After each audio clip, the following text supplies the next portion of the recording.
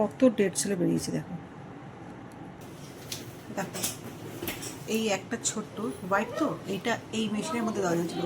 দেখো ডেড সেলটা দেখা একটুখানি, এবার ক্যামেরা দেখা দিয়ে দেখলে এই দেখো এই হোয়াইটটা দেখো, এই অ্যাব্রেশন করা চালানোর পর মেশিনটা দুটোর মধ্যে ডিফারেন্স করবো তো কতটা হয়ে গেছে। দেখো কী বেরিয়েছে, দেখো এগুলো ডেড সেল। এগুলো আমরা এইটা দিয়ে আমরা এইভাবে করে করে ডট এই ডেড সেলটা আমরা বের করছি, বোঝো কত বেরোটা। ঠিক আছে, এটা একজনের হাত দিয়ে, বোথ হ্যান্ড।